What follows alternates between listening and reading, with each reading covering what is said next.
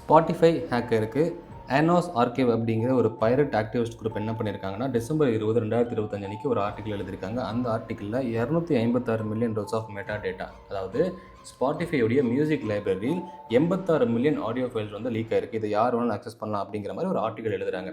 But இதை பப்ளிக்காக வந்து நீங்கள் நியூஸ் எடுத்துக்கிட்டிங்கன்னா ஸ்பாட்டிஃபை ஹேக் ஆகிடுச்சு அப்படிங்கிற மாதிரி தான் இன்றைக்கி நியூஸ் ஆர்டிக்கலில் படிக்கிறாங்க. பட் இந்த ஹேக் பண்ணவங்க என்ன சொல்கிறாங்கன்னா, இது ஹேக்கிங் கிடையாது, இதை நாங்கள் ஹேக் அப்படிங்கிற மாதிரி மென்ஷன் பண்ணாமல் ப்ரிசர்வேஷன் ஆர்கைவ் அப்படிங்கிற மாதிரி சொல்கிறாங்க, which is humanities musical heritage அப்படிங்கிற மாதிரி தான் அந்த ஆர்டிக்கலில் மென்ஷன் பண்ணியிருக்காங்க.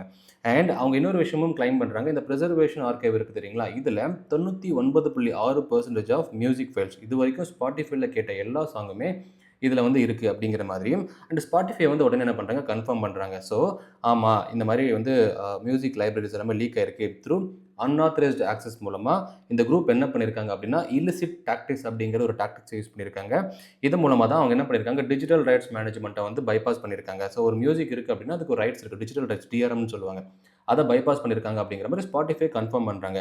பட் இதில் ஒரு நல்ல விஷயம் இருக்குது, என்ன அப்படின்னு கேட்டால், ஸ்பாட்டிஃபை வந்து சொல்லியிருக்காங்க there is no indication private யூஸருடைய இன்ஃபர்மேஷன் லீக் ஆகலை. For example email, passwords, credit card அந்த மாதிரி இன்ஃபர்மேஷன்லாம் லீக் ஆகலை. ஒன்லி மியூசிக் லைப்ரரி மட்டும்தான் லீக் ஆயிருக்கு அப்படிங்கிற மாதிரி சொல்கிறாங்க. ஸோ இது வந்து ஒரு கெட்டதுலேயுமே ஒரு நல்லது அப்படிங்கிற மாதிரி தான். ஸோ இன்றைக்கி வந்து இமெயில், பாஸ்வேர்ட், கிரெடிட் கார்ட்ஸ், ஏன்னா நீங்கள் சப்ஸ்கிரிப்ஷன் வச்சிருப்பீங்க, அது நீங்கள் வந்து அது லீக் ஆகிறது அப்படின்னா இது ஒரு பெரிய இஷ்யூவாக மாதிரி இருக்கும். பட் இப்போ அவங்க சொல்கிறது மியூசிக் லைப்ரரி மட்டும்தான்.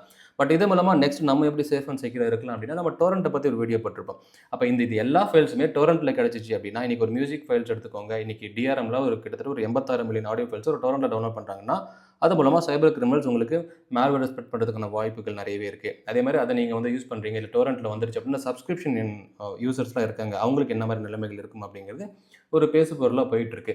மற்றபடி இதுலேருந்து நம்ம என்ன கற்றுக்கிட்டோம் அப்படின்னா, நம்ம ஆல்ரெடி சொன்ன மாதிரி முன்னாடி நம்ம அந்த அடல்ட் இண்டஸ்ட்ரியல்ஸில் டேட்டா பிரீச் ஆச்சு, அதுக்கப்புறம் ஒவ்வொரு ஃபேஸ்புக், வாட்ஸ்அப் எடுத்துக்கோங்க, அந்த டேட்டா பிரீச் ஆச்சு, அதுக்கப்புறம் ஒரு ஆயில் அண்ட் கேஸ் இண்டஸ்ட்ரியில் டேட்டா பிரீச் ஆச்சு, இப்போ வந்து மியூசிக் என்டர்டைன்மெண்ட்டில் வந்து டேட்டா பிரீச் இருக்குது.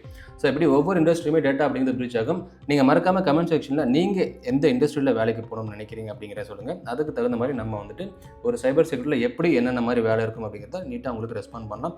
ஸோ இது மூலமாக நீங்கள் கற்றுக்கிட்டது என்ன அப்படின்னா, எல்லா இண்டஸ்ட்ரியுமே பிரீச் ஆகும், நோ சிஸ்டம்ஸ் ஆர் 100% சேவ் அப்படிங்கிற மாதிரி சொல்லுவோம்.